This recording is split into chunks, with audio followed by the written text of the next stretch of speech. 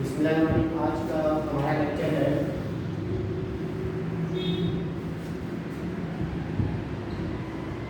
ईआरडब्ल्यू के हवाले से टेक्निकल रिपोर्ट राइटिंग। इसमें अब तक जो हमने पढ़ा है वो पढ़ा था कि भाई how to write a project आपने कैसे लिखना है और प्रोजेक्ट के हवाले से कौन कौन सी कोई रिसर्च पेपर है, पब्लिकेशन है, थीसिस हैं, पीएचडी के, एमफिल के थीसिस हैं, एमएस के थीसिस हैं, तो उसके लिए कंटेंट्स क्या क्या हो सकते हैं, उसको कैसे राइट किया जाता है। फिर हमें पढ़ा था कि रेफरेंसेस क्या होते हैं और रेफरेंसेस कैसे ऐड करते हैं, टाइप्स ऑफ रेफरेंसेस कितनी है। अच्छा, आज हम पढ़ेंगे कि टेक्निकल रिपोर्ट राइटिंग में एक और टॉपिक जो इम्पोर्टेंट है कि how to write an application.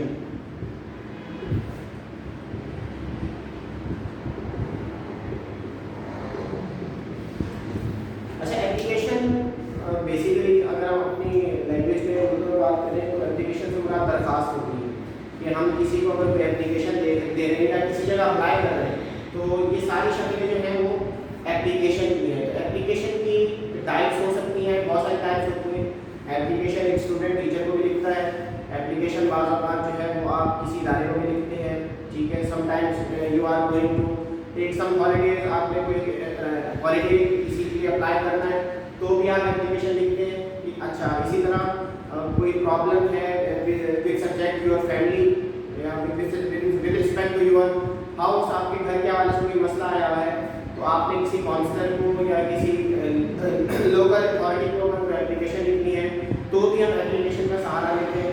तो there are multiple types of application, और एप्लीकेशन के अंदर एप्लीकेशन के जो स्किल्स होती हैं राइटिंग के, जब तक आपके वो डिफाइन नहीं होंगे और आप अगर वो अच्छा नहीं लिख रहे होंगे तो आपका जो आपका मुद्दा है, जो आप बताना चाह रहे हैं किसी को, वो क्लियर नहीं होगा। तो application is very very important. मैंने अगर फर्स्ट ईयर थीसिस जमा कराए तो खाली थीसिस जमा कराना कुछ नहीं है, उसके साथ उसकी एक एप्लीकेशन जाती है। तो एप्लीकेशन हर जगह इसकी नीड होती है। मैं अपनी सैलरी बढ़ाना चाह रहा हूँ तो I will write an to my organisation. इसी तरह बहुत सारी जगहों पे एप्लीकेशन का सहारा लिया जाता है। Application means you are going to apply for something, आप किसी चीज़ के लिए अप्लाई कर रहे हैं, आप किसी चीज़ के लिए दरख्वास्त दे रहे हैं, ठीक है। तो एप्लीकेशन की बहुत सारी टाइप्स हैं। अच्छा, पुराने वक्तों में ये था कि आजकल क्योंकि मॉडर्नाइज दौर है, मीडिया का दौर है, तो एप्लीकेशन जो है वो बहुत फास्ट हो गई है। लेकिन पहले ज़माने में when there is no media, when there is no internet, so we are going to take the क्या कहते हैं support of application through mails।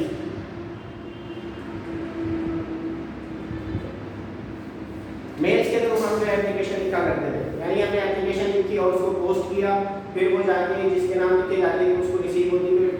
it takes some time, but nowadays we have internet, we have media, हमारे पास emails है, हमारे पास बहुत आसानी से जैसे हम कोई एप्लीकेशन लिखते हैं can be easily transferred with in seconds. तो सेकंड्स में आप किसी भी पर्सन को जिसको आपने अप्लाई करना है तो एप्लीकेशन आप भेज सकते हैं। तो आजकल का जो दौर है वो है ईमेल्स का।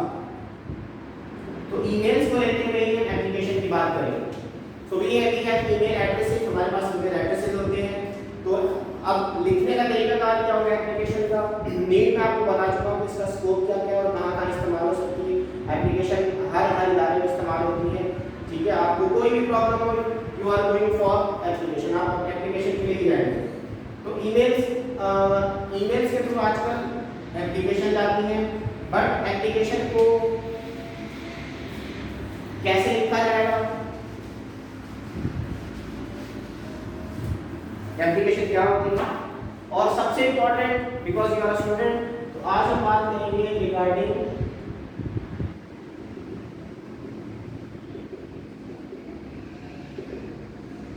जॉब एप्लीकेशन लेटर, ठीक है। जॉब एप्लीकेशन लेटर क्या होता है, इसकी डेफिनेशन छोटी सी लिखवा देता हूं मैं आपको। Is a content of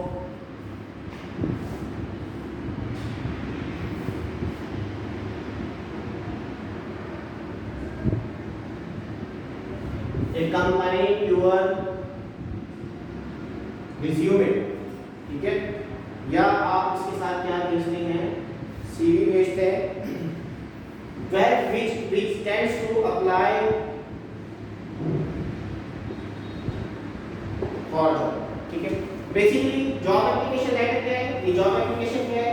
this is a content, एक कंटेंट है जिसके साथ आप क्या अटैच करते हैं, रिज्यूमे या सीवी अटैच करते हैं, that describe that you are applying for a job, जो कि ये बता रही होती है कि आप अप्लाई कर रहे हैं जॉब के लिए। तो ये कंटेंट का नाम बेसिकली एप्लीकेशन है। तो अब आजकल के दौर में ये एप्लीकेशन हो रही है थ्रू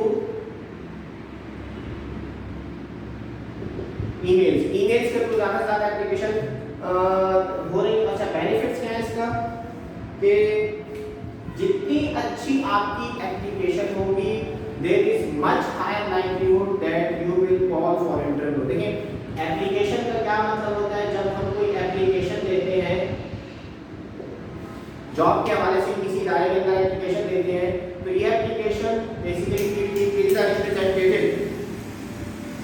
ये एप्लीकेशन, ये जो जॉब एप्लीकेशन है, ये हमारी रिप्रेजेंटेटिव होती है। हम खुद कहीं पे जॉब के लिए अप्लाई करने नहीं जाते, हम जो एक कंटेंट भेजते हैं, ये हमारी एप्लीकेशन का क्या होता है? ये रिप्रेजेंटेटिव होता है। अब जितनी अच्छी हमारी एप्लीकेशन होगी, जितना अच्छा हमने एप्लीकेशन लिखा होगा, जितना टू द पॉइंट लिखा होगा, उतनी हमारी सेकंड फेज क्या है हमारा? पहली फेज में तो अप्लाई कर दिया, दूसरा फेज ये है कि हमें उसके बाद किसका इंतजार करना है? ठीक है, we will wait for call of interview. जब हमने अप्लाई किया तो कॉल ऑफ इंटरव्यू आ, लेकिन कॉल ऑफ इंटरव्यू में जाने के लिए हमारी एप्लीकेशन बहुत ज़्यादा इंपॉर्टेंस रखती है। हमारी एप्लीकेशन हमें रिप्रेजेंट करती है। अगर अच्छी एप्लीकेशन लिखी गई है तो आपको लाजमी कॉल आएगी जॉब के हवाले से। अगर आपकी एप्लीकेशन एक प्रॉपर वे में नहीं है, क्योंकि रिसीवर उसके पास थाउजेंड्स ऑफ सीवीज आती हैं, थाउजेंड्स ऑफ एप्लीकेशन आती हैं, तो उसके पास इतना टाइम नहीं होता, वो जस्ट गो थ्रू करता है जो उसके मुताबिक उसको लगती है। जो एप्लीकेशन टू द पॉइंट होती है और अच्छा आइटम होता है, वो उसी को उठा के उस शख्स को, उस पर्सन को कॉल करता है। तो अच्छी एप्लीकेशन का एक बेनिफिट क्या है कि ये आपको सेकंड फेज में ले जाता है। You are being shortlisted.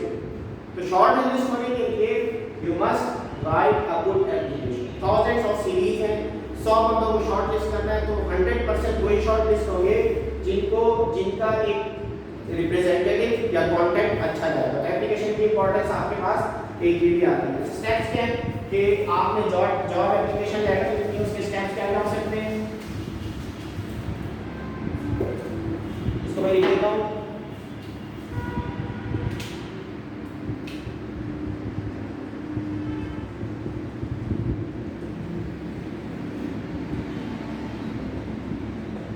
Step by step format क्या है कि आपके एप्लीकेशन के जॉब एप्लीकेशन लेटर बिल्कुल सही लिखा है।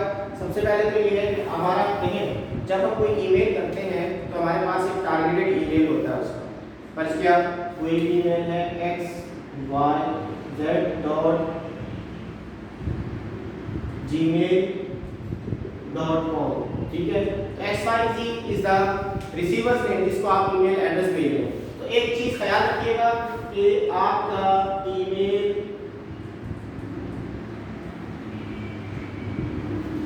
Address must be correct.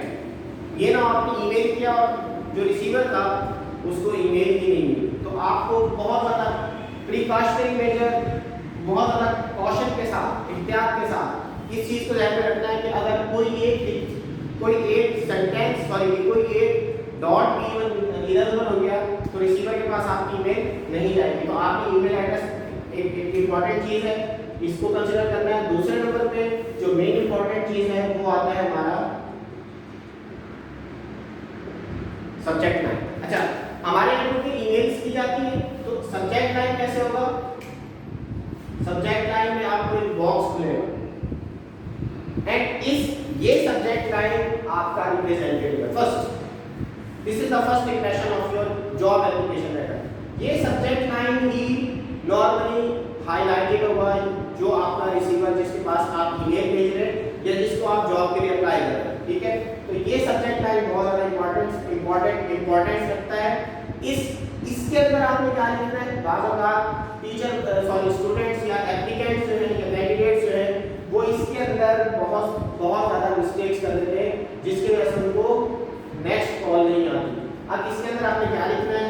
देखिए, सब्जेक्ट लाइन में इट मस्ट बी कैची।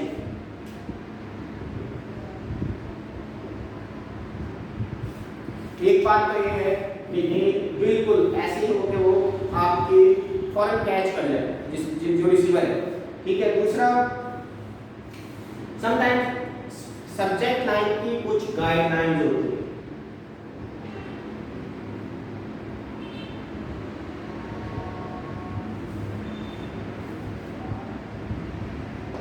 जिस ऑर्गेनाइजेशन में आप अप्लाई कर रहे हैं, ठीक है, जिस ऑर्गेनाइजेशन में मैं या आप अप्लाई कर रहे हैं, sometimes they give some guidelines for subject, ठीक है।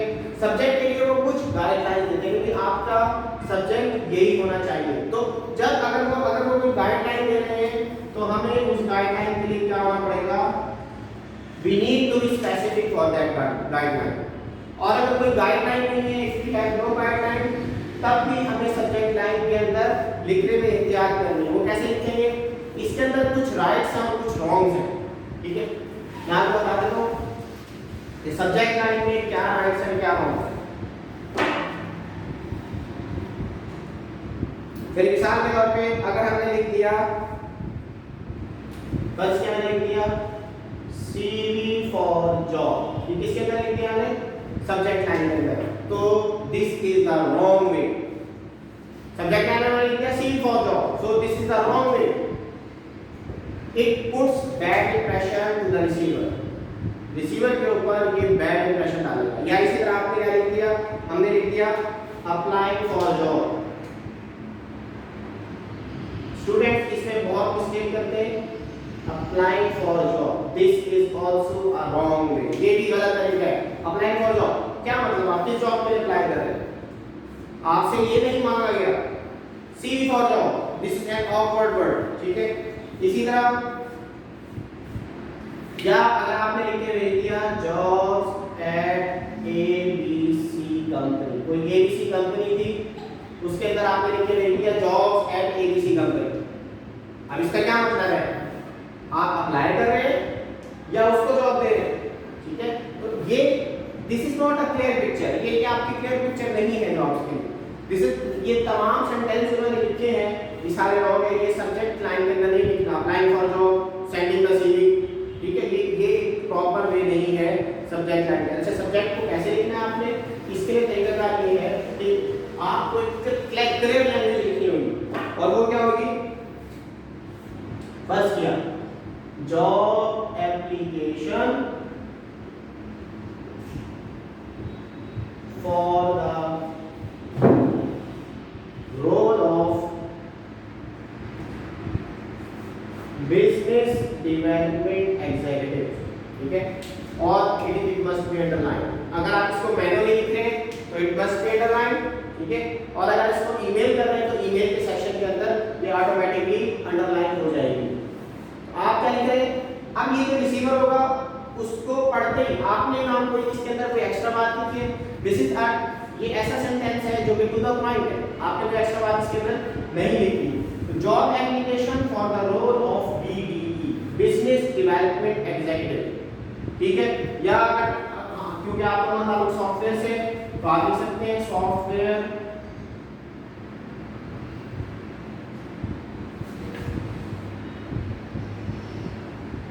डेवलपर। जॉब एप्लीकेशन किसके लिए, सॉफ्टवेयर डेवलपर, जो उनकी डिमांड है, वो क्या मांगना चाह रहे हैं और आप किसी का अप्लाई करना चाह रहे हैं। तो job application for the role of software developer, job application for the post of, post भी आ सकता है यहाँ, ठीक है। You can write here post, हम पोस्ट भी लिख सकते हैं। तो जॉब एप्लीकेशन लेटर या job application for the role of software developer for the post of software developer, ये this is the correct way. इस तरह आप लिखेंगे तो ये कंसीडर की जाएगी, ठीक है। पहले नंबर पे तो हमारा था कि आपका फर्स्ट, मैं नंबर लिख पा रहा हूँ, this is our first point कि you need to describe the subject line. आप सब्जेक्ट लाइन बताएंगे, सब्जेक्ट लाइन क्या है। सेकंड नंबर पे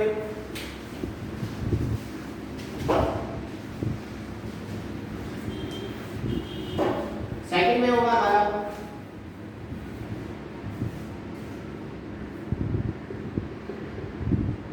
सैल्यूटेशन।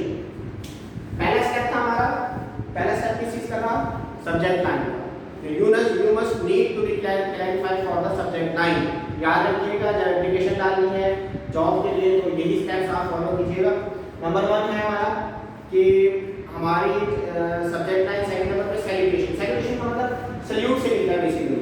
सैल्यूटेशन का मतलब कि आप इब्तदाई अल्फाज क्या नहीं करेंगे, मतलब इब्तदाई अल्फाज में वो person to whom you are sending your application, the targeted person, वो पर्सन जिसको आप अपनी एप्लीकेशन भेजें।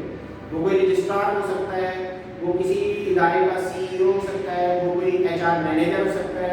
नॉर्मली एचआर के अंदर ह्यूमन रिसोर्स के बंदे होते हैं जिनको एप्लीकेशन भेजी जाती है। बाहर वो क्या डिमांड करें, वो आपको ये चीज़ देखनी है। फर्स्ट नीड टू कंसीडर, ऐसे नहीं उठा के एप्लीकेशन किसी के नाम पे लिख दी, ठीक है।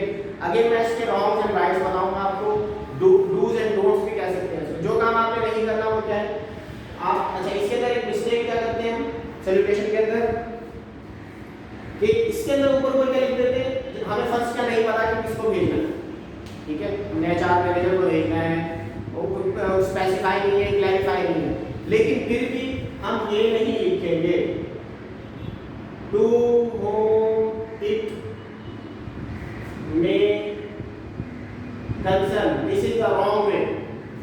बाज़ एप्लीकेशन दी जाती है, आपको टारगेट पर्सन का नहीं पता कि वो कौन है, उसका क्या होता है, ठीक है, डेजिग्नेशन क्या है उसकी, या किस पर्सन के नाम आपकी एप्लीकेशन भेजनी है, तो आपके क्या लिख दिया टू होम इट में कंसर्न, दिस इज रॉन्ग, ठीक है। आपको पता होना चाहिए कि आप किसके नाम भेज रहे हैं। एटलीस्ट थोड़ी सी मेहनत इस हवाले से करनी है कि एप्लीकेशन किसके पास जाएगी, क्योंकि जब आपकी एप्लीकेशन जाती है और आपने उसको मुखातिब भी ठीक नहीं किया जिस पर्सन के नाम नहीं है, और उसके पास कैसे लिखा हुआ है टू होम इट में कंसर्न, तो वो इसको एक ऑकवर्ड सी लैंग्वेज देगा, वो आपकी एप्लीकेशन को रिजेक्ट या एक्सेप्ट, क्या कहते हैं, एक्सेप्टेंस की तरफ नहीं ले रहा है। टू होम इट में कंसर्न क्या मतलब, आप कोई ओवरऑल एप्लीकेशन, एक जनरल एप्लीकेशन है, वो कहेगा आपने इस पर मेहनत ही नहीं, ठीक है। तो एक छोटी सी मेहनत आपने करनी है तो क्लैरिफाई करना है कि भाई किसके नाम एप्लीकेशन जा रही है, रजिस्ट्रार है, ठीक है। अगर किसी को क्या कहते हैं आप यूनिवर्सिटी के अंदर अप्लाई कर रहे हैं तो अल्टीमेटली रजिस्ट्रार के नाम एप्लीकेशन जाएगी, ठीक है। इसी तरह कोई डेवलपमेंट ऑर्गेनाइजेशन है, सॉफ्टवेयर डेवलपमेंट ऑर्गेनाइजेशन है, तो वहाँ का कौन हो सकता है, वहाँ के कोई एचआर डिपार्टमेंट के मेंबर हो सकते हैं, ठीक है। एक ये काम तो आपने नहीं करना, दो में कंसर्न। समटाइम्स सबसे अच्छा तरीका कार्य होता है जो आपने करना है। Now what we will do, हमने क्या करना है, सबसे पहले तो होता है कि you must write a dear word. Dear का वर्ड लिखते हैं आप, और डेयर के वर्ड के साथ if you know the name of the person, अगर आप उस पर्सन का नाम जानते हैं तो उसके साथ एक वर्ड लगाना है। Don't write directly the name, आपको उस पर्सन का डायरेक्ट नाम नहीं लिखना, डेयर का वर्ड नहीं। आपने बस ये लिख दिया डेयर इमरान, और इमरान जो है एचआर मैनेजर। अब आप जॉब के लिए अप्लाई कर रहे हैं और आप उसको इस तरीके से मुखातिब कर रहे हैं डेयर इमरान, जैसे वो आपका कुलीग है या वो आपका जूनियर है, ठीक है। तो this is a wrong way, ये आपका बैड इंप्रेशन जाएगा और वो एप्लीकेशन देखते ही रिजेक्ट हो जाएगी। वो कहेगा इसको अभी एक रिस्पेक्ट नहीं दे रहा, तो आगे जाके क्या रिस्पेक्ट देगा जॉब के बाद। तो आपने इसके अंदर एक रिस्पेक्ट का ख्याल रखना है और इस चीज़ का भी ख्याल रखना है कि आपकी बहुत ज़्यादा अपने आप को गिराना भी नहीं, ठीक है। तो एक क्या कहते हैं फॉर्मल वे में, तो यहाँ पे इसका देखिएगा ये है कि डेयर अब्रार की बजाय हम क्या लिखते हैं, if you know the name of the person, जो जिसका नाम एप्लीकेशन जा रही है, तो हम क्या लिख देंगे, dear mister Imran, that this is the best, ठीक है। या फिर मिस जो भी है, फर्स्ट फातिमा है जो कि एचआर मैनेजर फीमेल है, तो इनको ऐसे आप मुखातिब करेंगे, ठीक है। Dear miss Fatima, dear mister Abrar, ठीक है। तो ये एक तरीकाकार है जिसमें आप कम्युनिकेशन करते हैं या एप्लीकेशन लेटर भेजते हैं, जिसमें आप सामने वाले का ख्याल रखें, डायरेक्टली नेम नहीं, डियर अब्रार नहीं, यू आर नॉट, आप अप्लाई करने जा रहे हैं, you are the junior of the person, ठीक है। तो उसका एक रिस्पेक्ट का ख्याल रखना है। तो यहाँ पे this is start the salutation, यानी स्टार्टिंग में। अच्छा, फर्स्ट क्या, if you don't know the name of the person, एक और प्रॉब्लम ये आ गई कि आपको उनके नाम ही नहीं पता, तब क्या करना है, you don't know the name of the person to whom you are applying, तो तब भी आपने ये नहीं लिखना to whom it may concern, ठीक है। तो व्हाट द सेंटेंस हमने क्या स्टार्ट करना है, हमने इसके अंदर ये लिखना है, if you don't know the name of the person then write dear sir, या कोई फीमेल है तो मैडम, और अगर आपको दोनों का नहीं पता तो लिखिए देयर सर और मैडम, तो वो खुद ही समझ जाएंगे या समझ जाएंगे। ठीक है, तो ये रिस्पेक्ट का क्या कहते हैं कॉर्नर है जो आप उनको देंगे डियर सर और मैडम, या अगर आप उनका नाम जानते हैं तो नाम के साथ मिस्टर और miss, dear miss Fatima, dear mister Abrar. ठीक है, तो ये आपने इस तरीके से आपने उसको मुखातिब करना है। तो दिस इज द सैल्यूटेशन। ये सेकंड आपका, पहला आपका सब्जेक्ट लाइन आ गया, सब्जेक्ट लाइन के अंदर मैंने आपको बताया कि आप इसमें नहीं करनी। दूसरा आपका सैल्यूटेशन आ गया, सैल्यूटेशन का मतलब सैल्यूट करें, बेसिकली आप उसको मुखातिब कर रहे हैं। तो उसका मुखातिब करने का तरीका क्या है, उसके दो तीन तरीके हैं। उसमें आपने डायरेक्ट नाम नहीं लिखना, उसमें होम में टू होम नहीं करना, मतलब जिसको कंसर्न है उसी के पास जाएगा, ये रॉन्ग वे है। ठीक है, इसी तरह जो है आप you can use also sir और मैडम विद देयर रिस्पेक्ट। ठीक है, नेक्स्ट स्टेप क्या हमारा, तीसरे नंबर पे आ जाता है हमारा तीसरा स्टेप जो है सैल्यूटेशन के बाद। The third step is our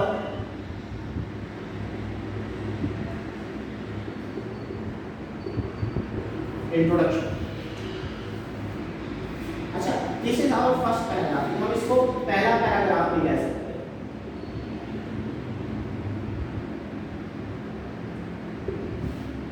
introduction is our first paragraph, ये हमारा पहला पैराग्राफ। यानी अब आपने डियर सर और मैडम लिख दिया, इसके मैंने लिखा है डियर सर, ठीक है, और नीचे मैं अब स्टार्ट करने लगा। तो this is my first paragraph. यहाँ मैं क्या लिखूंगा, इसको मैंने कैसे स्टार्टअप ले रहा है।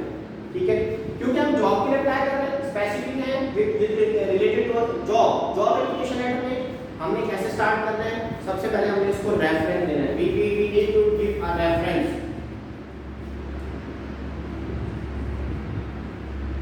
ठीक है, हमें एक रेफरेंस हवाला देना है किसका, कि हमें वो जो जॉब थी वो किस मीडियम से पता चले। बस क्या वो किसी पर्सन के हवाले से पता चली है, या किसी एडवर्टाइजमेंट से पता चली है, या किसी इंटरनेट की किसी वेबसाइट से पता चली है, या कंपनी या ऑर्गेनाइजेशन की अपनी वेबसाइट से पता चली है। तो ये आप रेफरेंस देंगे कि with respect to the reference. ठीक है, हम ये बता रहे हैं कि इस रेफरेंस से हमें पता चला है कि आपके यहाँ ये जॉब्स हैं, तो I am basically eligible for that post. ठीक है, तो ये आपने एक रेफरेंस दिया with reference to the post announced in daily जन, हमारे जन अखबार आता है, आपको पता ही है, डॉन न्यूज़पेपर आता है। हम क्या लिखते हैं, respect to the Dawn newspaper dated on this. ठीक है, बताता हूं मैं आपको कैसे लिखेंगे वो। तो first paragraph, how you came to know about the your job.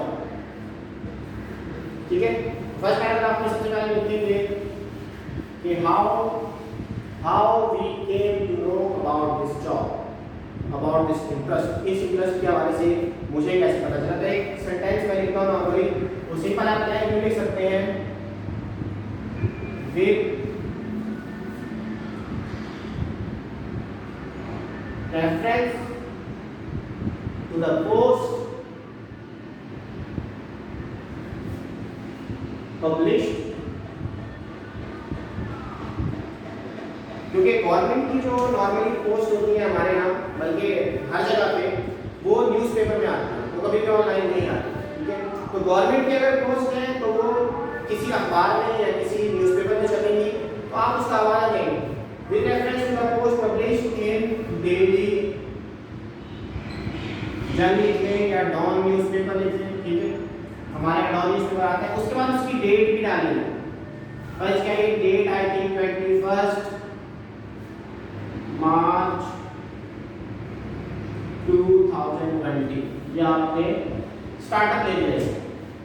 तो स्टार्टअप कैसे लिया, आपने हवाला दिया with reference to the post publish in daily journal, ये पब्लिश इन डेली डॉन, जिस अखबार में भी छपा है।